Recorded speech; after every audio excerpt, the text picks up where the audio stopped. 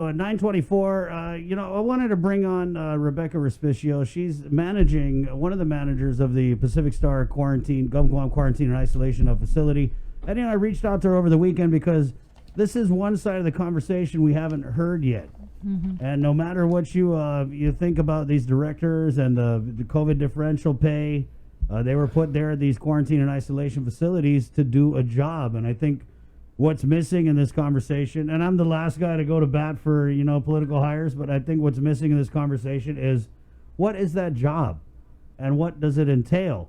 And then maybe if we understand what these guys are doing, will it help process the fact that they're at these hotels, doing this quarantine ISO. So I guess, Rebecca, good morning. First of all, thanks so much for joining us. Hi, good morning. Good morning. Good morning. Gosh, the last time we spoke was on my first 2-week departure, right? Right, yeah.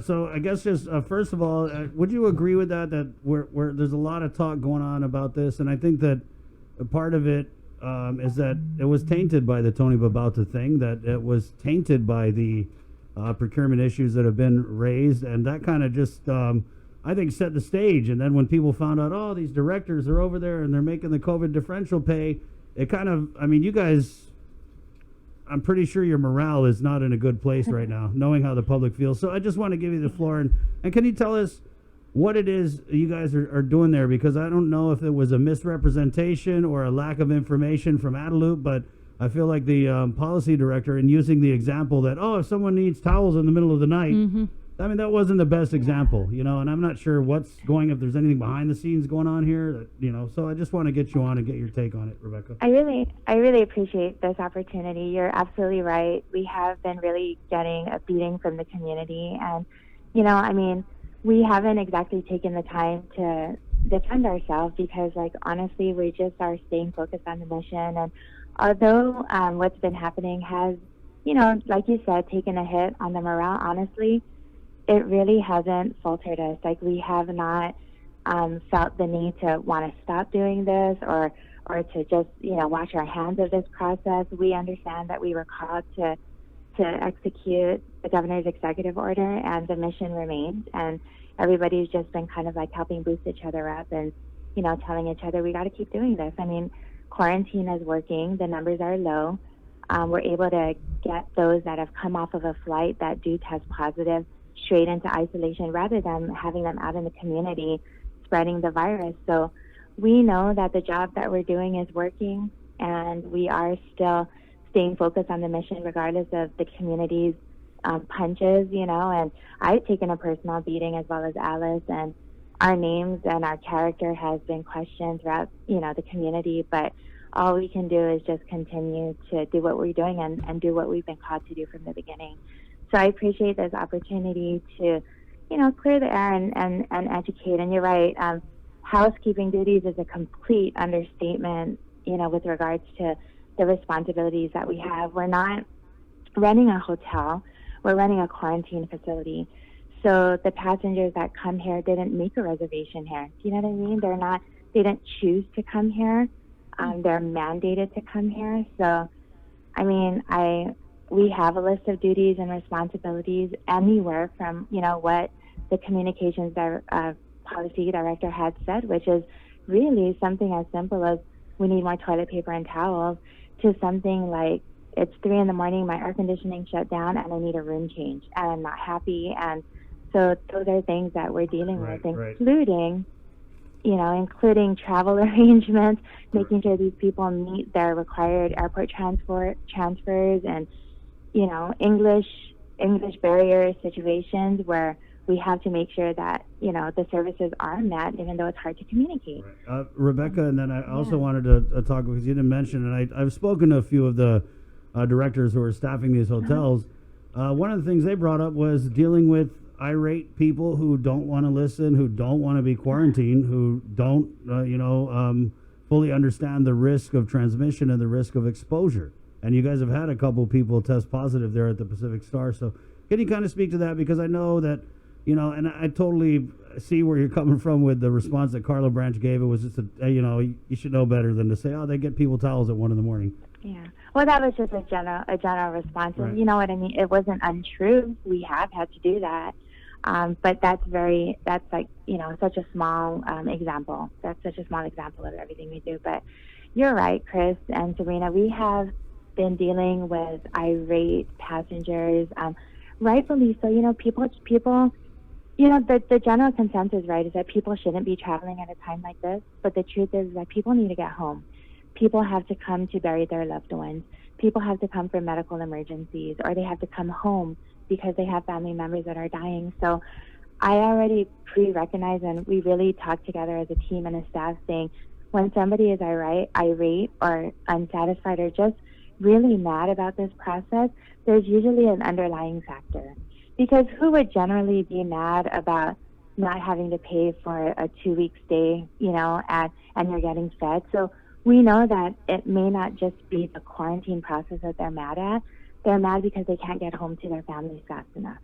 Yeah. So, we also deal with emotional needs, and we have to dissect these processes in terms of like, why did they come to Guam at a time like this, or why did they get on a plane and travel during a global pandemic? So we usually we make sure that we understand, like, why are they mad, what's going on in their lives, and a lot of times we're finding out that they lost a loved one, they're here, but they're stuck in quarantine and can't get home. But rightfully so, like, nothing is happening here on the island that is absolutely normal. Like, funerals don't even happen the same way right now. And so we do try to mitigate these processes and calm the passengers down. And just yesterday, I speak to a gentleman who's staying here, and his tone of voice is, he gets really anxious and loud, and it comes off kind of like he's yelling at us and putting us down and screaming at us. But, I always have to defer to my, like, previous training in terms of, like, dealing with people and even dealing with those going through, their own internal crises. And then we have to just kind of, like, say, sir, what's really going on? And, why are you upset? What can I do? And then when we have this conversation, it turns out it's not even about us.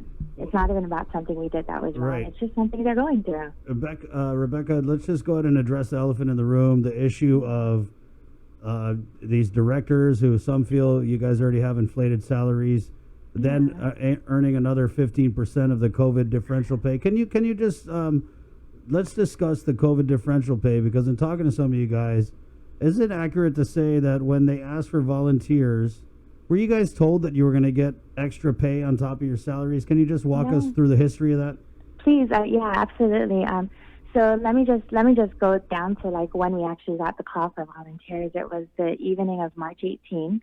We know that the governor had just put out her executive order, which would require a mandatory quarantine for the flights from the Philippines at first. Do you remember that? And so it was about 8 in the evening, and the call out was they're looking for 10 volunteers to report to the airport at midnight. And we had no idea exactly what was going to be done. There was no talk of pay at all. As a matter of fact, prior to that, with the government closure, as directors, we were already informed that this is unprecedented. We've never gone through this kind of emergency on the island. So all the different kinds of pays that we were used to in the past with regards to the government employees, like emergencies like typhoon and things like that, it wasn't going to be mirrored after that. So honestly, like, we knew coming into this that the word volunteer didn't necessarily mean that we knew, and we there was no talk of pay. There was no talk of, well, are we going to get paid to do something this risky? We knew it was risky, but we knew that when we volunteer, what it really meant was that we were volunteering to step up to the task. And regardless of whether or not that meant we were going to get paid any kind of differential pay, which wasn't even talked about until, I don't know, a couple of weeks as far as I know, that wasn't even discussed. That's not why the director stepped up. And let me tell you why it had to be us. Because this is a governor's executive order. We are an extension of the governor. The government just had a government closure. We knew that this virus was still, nobody had it figured out. We knew it was completely risky. We were going to be working with passengers, and based on what the world was going through, we knew that we were going to be putting ourselves at risk. So the volunteers that stepped up volunteered and basically said, We don't have the details. We don't know if we're going to get paid. That's not the goal. That doesn't matter to us. We know that we have to keep the island safe. And so we have volunteers, but the reason why it went from just, being asked for 10 volunteers to now we currently have 28, really it's just because everything just grew bigger. You know, we had 3 quarantine facilities that needed to be manned 24 hours. Our resources were stretched so thin. Even cabinet members were scared. I'm going to be honest. Yeah. Anyone who was told, if you're sick, don't come in. If you have, family members at home that are elderly or young children or those with, current medical conditions, please, just stay home and stay safe. That was the message being sent to the public, right? Yeah. So when that call out was made on March 18th, you said, right? The mandatory quarantine, was it just for directors or was it for everybody? It was, the only one that Adelup could reach out to is the cabinet. Mm-hmm. I mean, really, like if you're asking people to, you're asking somebody, like we don't really know how exactly. We know what the goal is. We know the plan A and we know the plan Z, but there's still all these details that have yet to be put into SOPs or processes because we've never done this before. Right. So of course the governor is going to call on her soldiers. Mm-hmm. Well, so why not the National Guard though? Well, I can't really speak to that, but they were eventually activated. But I mean, again, all I'm going to say is that when we're placed there because like we do know what the mission is, and you're right, the National Guard is now, part of this, and it didn't take too long before they became part of it. But just for that, we have 4 hours. We need people to help us, with the incoming Philippine flight. And so we're going to call on the people that we know will come and help execute this process. And we don't have all the details, but we know that, the people who come out are the ones that are going to be like, just let us know what needs to be done. Because we knew we needed to keep the island safe. Yeah. I get it, Rebecca, that, you guys were asked to volunteer. People did it. The issue of pay, from what I'm tracking with a couple other directors, is that issue of the COVID differential didn't come up until I'm hearing 6 weeks in, which is only just a little while ago. And then you were told it wasn't going to be retroactive. But I just want to ask, so one of the things we see in so many of the comments regarding this issue is people say, hey, you guys are unclassified political hires. You guys are getting paid. Your management, you shouldn't be getting this COVID differential pay. Can we just go into the weeds on that and tell us, do you feel that you guys getting the 15% COVID differential pay is justified? And is there any thought on you guys not accepting it? Just if you could, just respond to those. That's a good question. I mean, I'm just going to tell you that, like, at this point, it is what it is, and it is. I think that it's fair. I mean, we may be who we are in terms of, we are at a cabinet level, and we are unclassified. All of that is true. We are appointed individuals at our regular capacities, but this is not our regular capacities.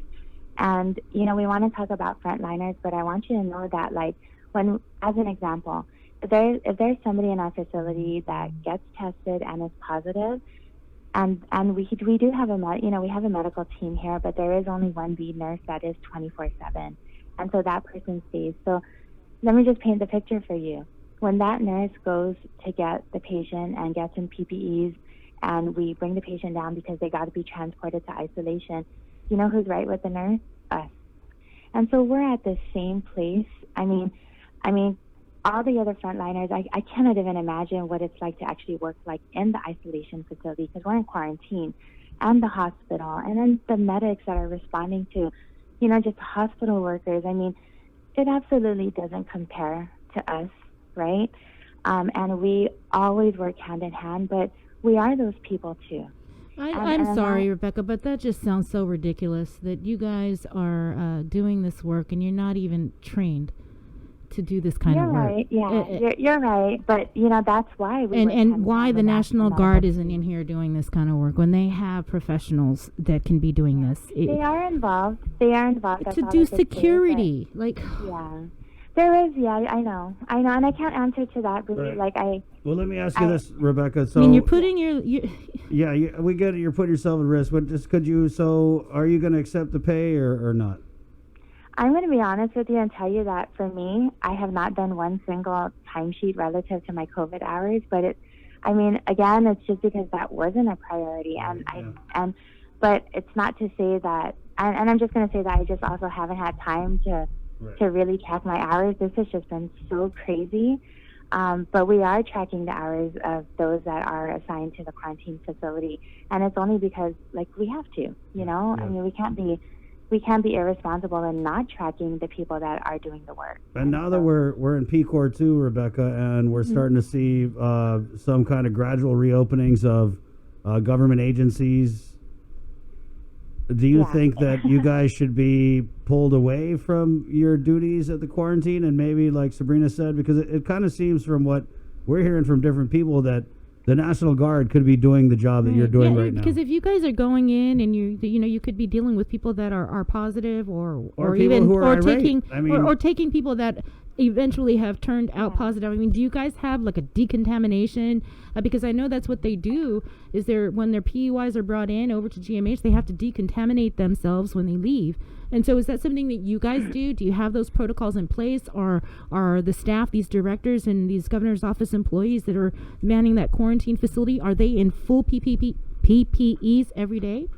Well, so our PPEs are really the basic. It's the mask and the gloves. And then if we do come into contact, like I said, when we work hand in hand with the the nurse the nurse is the primary person who handles anything medically related. Yeah, but it's one nurse and how many directors? I mean, where's the priority? I mean, Rebecca, because I'm thinking, okay, like I want to be in your shoes. Yeah. If I was in your shoes, I would be pretty pissed because I feel like Adelup left you guys out to dry. I think that they did. I'm hearing. They hung you guys out to dry, and they were like, oh yeah, they're getting towels for people. That's it. Yeah. No, I want to say that I feel like it can be thought at in that way, but that's not how we see it, I'll be honest. Like, in the beginning, there was just so much uncertainty, like, okay, so are we going to be the ones handling their luggages or not? And the truth is, at the end of the day, let me just explain. Hotel staff that are still employed here are like there's like a few front desk personnel. Of course, the housekeepers, but the housekeepers are only there to execute the turnaround of the cleaning of the rooms based on the CDC guidelines, which requires us to wait 24 hours. So if there's no positive and they go through their 14-day quarantine, we know that they're healthy, they're back into the community. We do turn that room around to be used again. Yeah, but isn't there a government contract for cleaning and decontamination and disinfecting, or MOU? I think for that one, it would be the isolation facility. So for here, and of course for the rooms that did have a positive patient, or a positive passenger, like we do not reissue those rooms at all. So in the process, we're closing it off and saying this has to be professionally decontaminated, and so we are not reissuing those rooms. So rest assured that the only rooms that get reissued are those that have a passenger that has completed quarantine, they are safe, no symptoms, and they got their clearance from public health.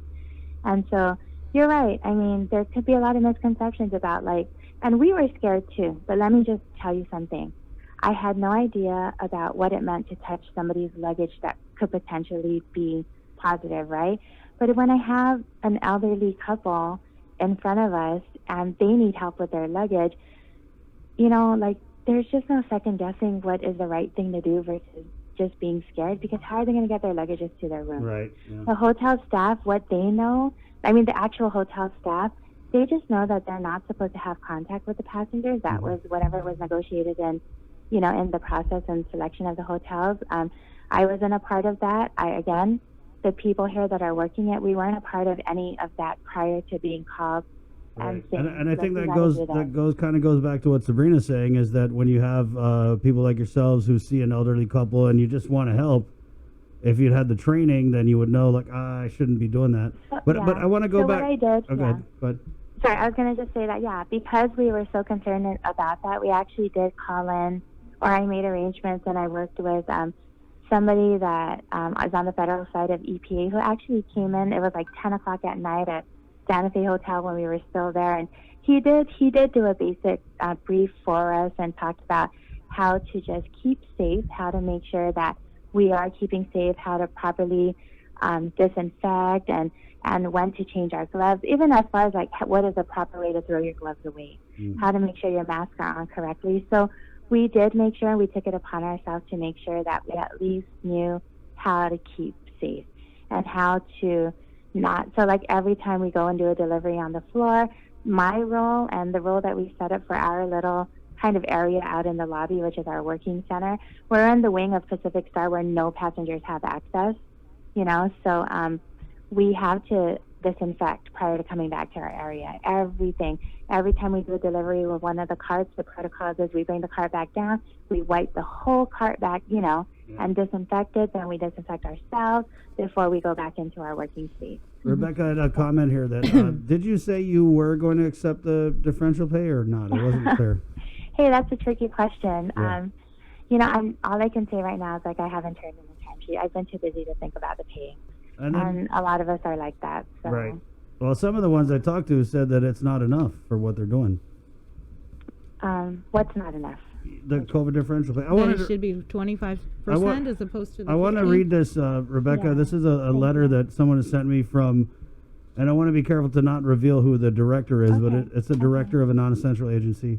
Okay. We all came into this administration accepting the expectations. Like everything else we end up doing over and beyond our jobs, we never expected any additional pay. It would have been great if more of the cabinet came out to help. All of us who are essential employees or are deemed non-essential and help with the quarantines or have been helping with everything else regarding the health and the economy have been and continue to work these long hours. Yes, my agency has been deemed non-essential, so I do the quarantine assignments. That doesn't spare me from work that I still have to do for my agency. All of us department directors still need to do our regular work at our various agencies. It's harder on those of us who do COVID-19 work as well. Not everyone understands what we go through to keep Guam safe. Now that a decision has been made that we will be given differential pay, all hell breaks loose with the media. We are not even recognized frontliners.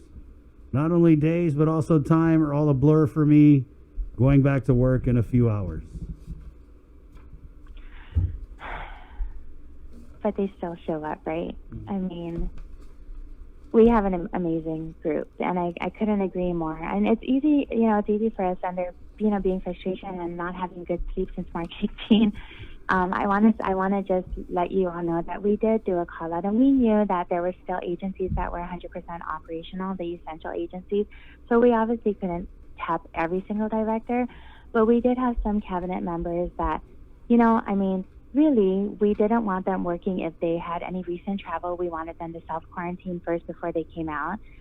We wanted to make sure that if they were sick or they have any, just like everybody else, we're all human.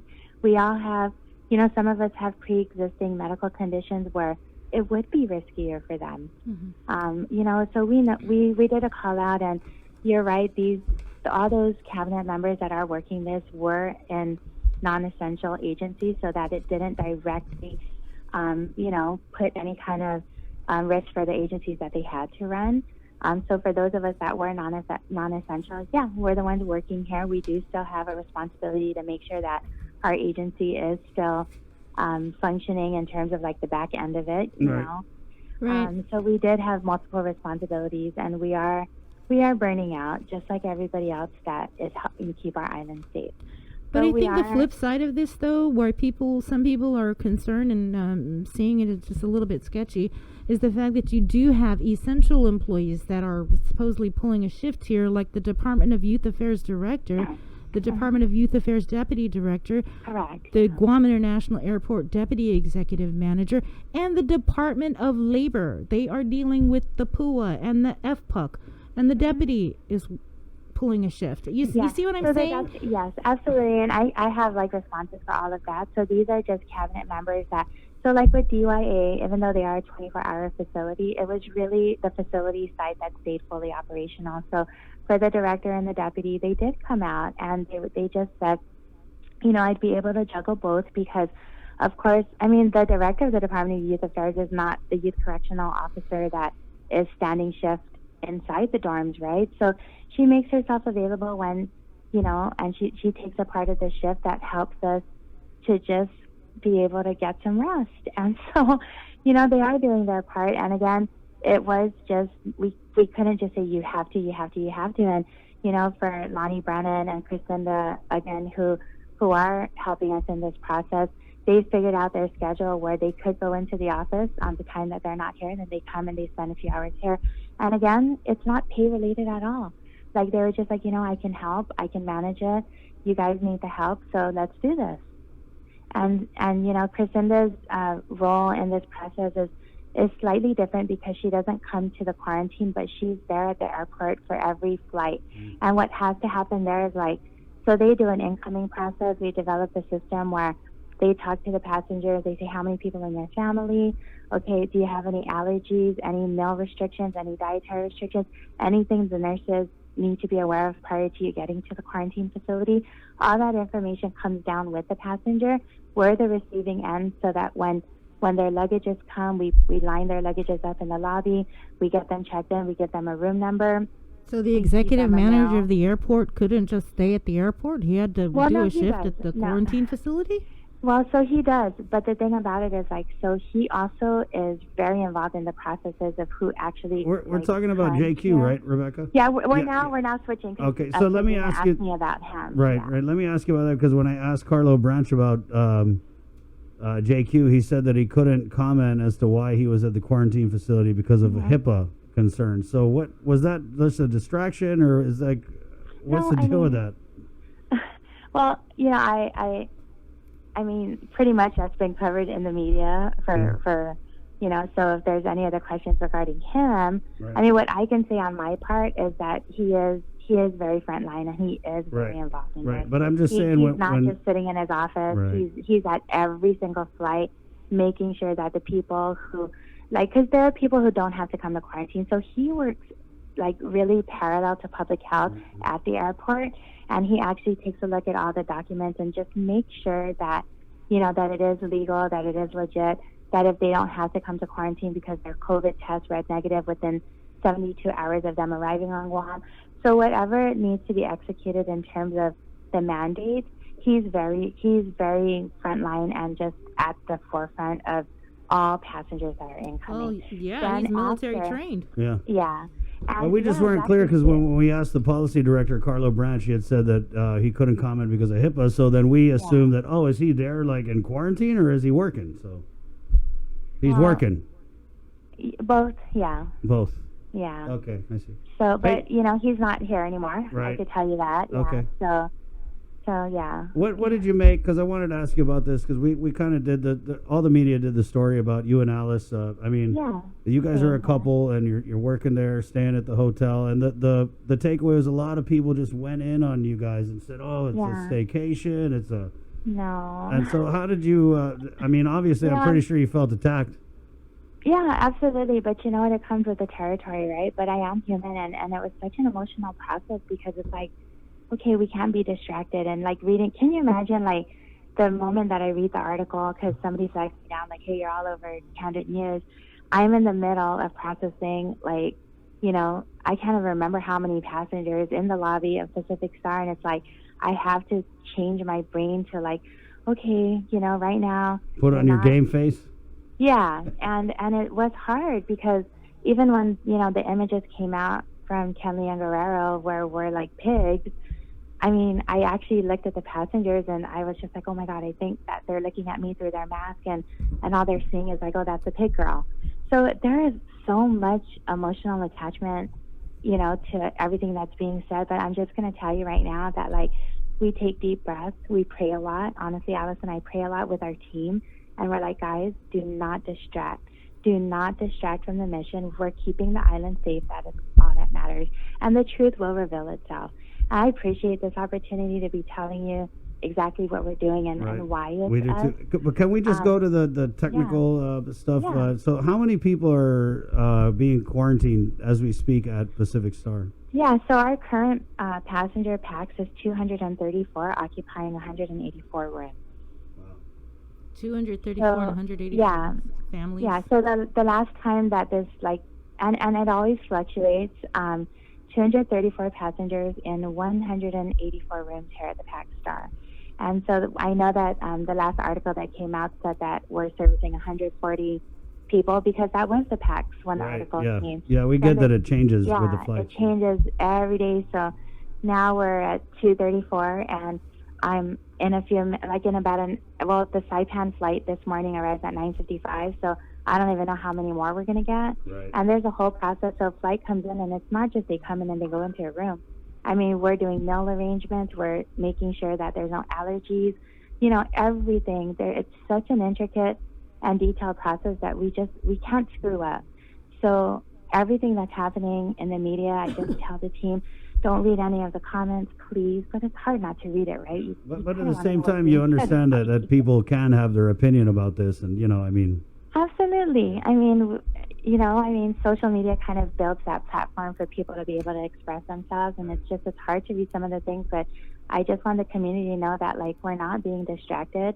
Our goal is to keep the community safe, and, as far as us being high-ranking cabinet officials, just, please understand, this is an executive order from the governor. We are her soldiers.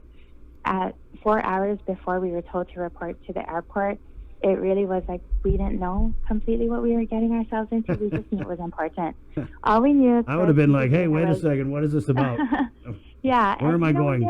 I did. And, it's no strange, it's not a strange fact that Rory is my brother. Right. And because of his years and years of an institutional knowledge, I do always defer to him. And honestly, I did message him. And I said, what do you think? My mom, it's I live with my mom. And Right. so I'm just I don't want to put my mom at risk. But all he said was, you should do it. And later on, I asked him why. And he said, because you have the talent to do it. And you can do it, and you can get it done. And look what's happening now. You were put in charge. And so, even with this whole thing, I'm like, hey, Will, how did you develop the thick skin of being attacked? And he's like, you just have to stay focused. Well, you got to keep getting attacked too. That's what develops the causes for for real, that. right? Fire with fire. Hey, but, first time it's like, by the 10th time we're attacking you, you're like, oh, whatever, haters. Yeah. All right, so. And it is from the same people, so. Yeah. But I'm going to just say it gets balanced out. It gets balanced out because we've also gotten messages of, people saying, don't pay attention, do not get distracted. We appreciate everything that you guys are doing. Even the passengers. We get called down, we can get one call saying, lunch really sucked, and they're going off on us like I was in the kitchen cooking their lunch and it's not me, but I just take a deep breath. And then we get 3 calls after that from passengers saying, thank you so much. You guys really don't have to be doing this, but lunch was good and we really appreciate it. So there is a real clear balance. And, there's people who want to leave here, and then there's people who want to stay because they know that after 14 days, they could reunite with their family virus-free. Right Does that on. make sense? So Yeah, it does. we're not losing our focus, and I don't know how long this is really going to be going on for, but so the decision to stay here didn't come right away. I'm just going to say that, we were talking, Alice and I were talking, and we were constantly like, man, this is getting harder. It's getting harder to be done with everything at 2:30 in the morning and then have to come back at 4 in the morning. And then one night, the nurse that has been staying here, one morning I came in and I was like, hey, what's going on? Why do you look like that? She just looks like she hasn't slept all night. And I'm thinking there was medical emergencies, and her response was, front desk keeps calling me because passengers need things. And so that's when I went to front desk and I said, please, she's our 24-hour medical staff. Unless it's medically related, please don't call her in the middle of the night for toilet paper. Please don't call her because the air conditioning is down. Please don't call our nurse because the faucet is leaking. Yeah. Rebecca, we are just really against the end of the show, but I wanted to thank you for calling in and giving us Rebecca. Your 2 cents. I appreciate the opportunity, Yeah, and of course. Thank you also for your coverage and for continuing to try to just get the truth out and help us. One way or another, we're going to get that truth out. Yeah, Thanks. I appreciate that. Okay, wash your Take hands. care. Be Okay. safe. Okay. Right on. Okay, bye. Okay, bye. 9:58. Okay. What do you guys think of that? Sabrina over here. You know what I love about you is What? I can tell what you're thinking by looking at your face. She's Even in a they're mask. doing their work over there. Right. Should they be doing that work over there? Hell no. They shouldn't. Yeah. They don't have the experience to be doing that. That just makes no sense. Right. Yeah. And when you know Holy that, moly. when you know that, I mean, it kind of makes it seem like it's just the whole thing is just not justified. But again, even the fact that you have DYA director, DYA deputy director, even if you're not the one standing guard, making sure nobody's getting out or getting in, you are still the freaking director and the deputy director. Maybe I'm just not seeing it. No, the Guam International Airport Authority deputy executive manager working quarantine. Yeah, it is definitely a bit much, I think.